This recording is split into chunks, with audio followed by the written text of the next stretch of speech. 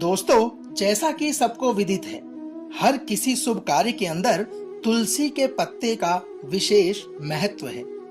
उसी तुलसी की कथा का वर्णन अब हम आपसे करने जा रहे हैं। दोस्तों, एक पौराणिक कथा के अनुसार प्राचीन काल में एक लड़की का जन्म राक्षस कुल में हुआ, जिसका नाम वृंदा था।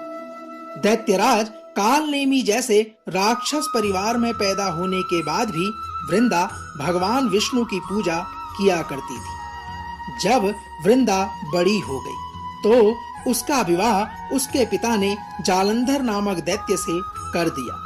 दोस्तों, जालंधर काफी शक्तिशाली राक्षस था, जिसका जन्म भगवान शिव के तेज के कारण समुद्र से हुआ था।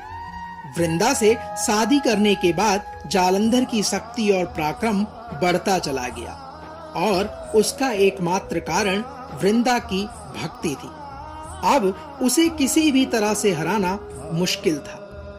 दोस्तों, जालंधर के बढ़ते अहंकार व आतंक से सभी देवता परेशान होने लगे। जालंधर की बढ़ती ताकत के पीछे उसकी पत्नी वृंदा की विष्णु भक्ति और सतीत्व था।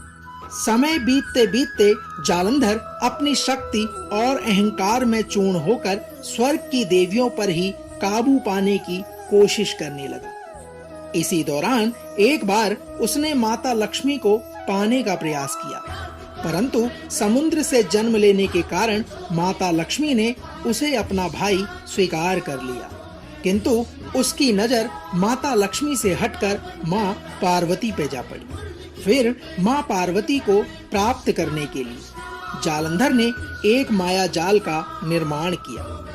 उसने अपने माया जाल से शिव का रूप धारण कर लिया और माता पार्वती के करीब जाने की कोशिश करने लगा। किंतु उसी वक्त मां पार्वती ने उसे पहचान लिया और जब तक जालंधर कुछ समझ पाता वह अदृश्य हो गई। दोस्तों, जालंधर के इस दुर्व्यवहार से पार्वती जी को काफी गुस्सा आ गया और इस पूरी घटना के बारे में उन्होंने भगवान विष्णु को बताया।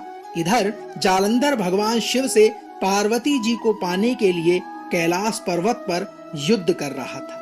तभी भगवान विष्णु ने जालंधर को सबक सिखाने की ठानी। दोस्तों, सभी को ज्ञात था कि जालंधर अपनी पत्नी के पूजा पाठ और सतीत्व की वजह से ही अजेय हुआ है।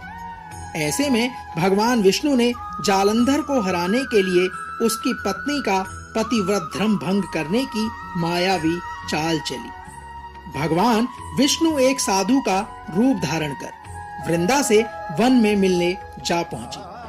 वहां उनके साथ दो मायावी राक्षस भी थे, जिन्हें देखते ही वृंदा काफी डर गई। तभी भगवान विष्णु ने उन दोनों राक्षसों का वृंदा के सामने ही वध कर दिया।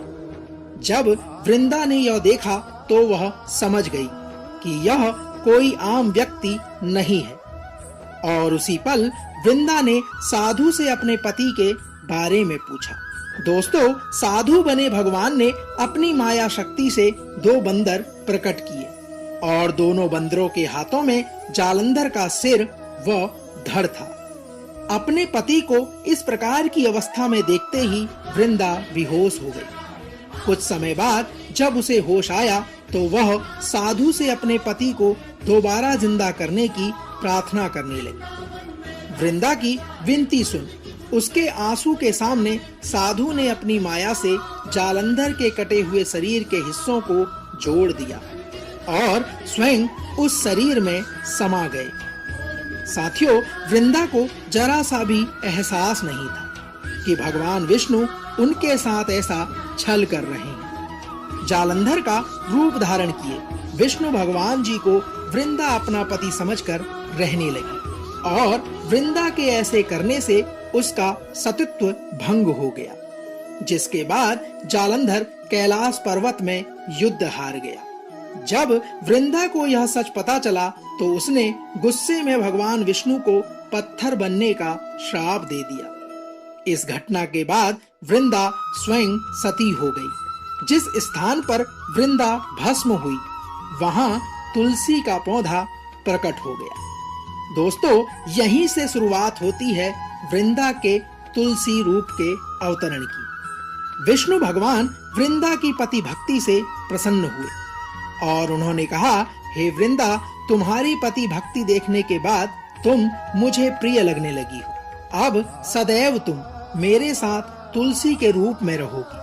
तुम्हारे तुलसी रूप का जो भी व्यक्ति मेरे शालिग्राम के साथ विवाह कराएगा, उसे 1000 गुना यश व पुण्य प्राप्त होगा। जिस भी मनुष्य के घर तुलसी का वास होगा, उस घर में कभी भी असमय यमदूत नहीं आएंगे। दोस्तों, श्री भगवान ने आगे कहा, तुलसी के पौधे की पूजा करने वालों को गंगा व नर्मदा में स्नान करने के बराबर पुण्य प्राप्त होगा। संसार में चाहे कोई भी मनुष्य कितना भी दुष्ट क्यों ना हो, कितने भी पाप क्यों ना किए हो, मृत्यु के दौरान यदि उसके मुंह में तुलसी और गंगा जल डाल दिया जाए तो वह अपने पाप से मुक्त होकर बैकुंठ धाम को प्राप्त होगा। इसके अलावा जो व्यक्ति तुलसी व आंवला के पेड़ की छाया में पितरों का श्राद्ध करेगा, उसके पितरों को मोक्ष प्रदान होगा। दोस्तों, तो यह थी वृंदा और जालंधर से जुड़ी हुई कथा का सार, जिसमें वृंदा ने अपने भस्म शरीर के बाद तुलसी के रूप को पुनर्जन्म में धारण किया। हम आशा करते हैं कि आज का यह अंक आपको अवश्य पसंद आया होगा। कल एक और नए अंक के साथ फिर आपसे होगी मुलाकात। तब तक जय श्री हरि विष्णु।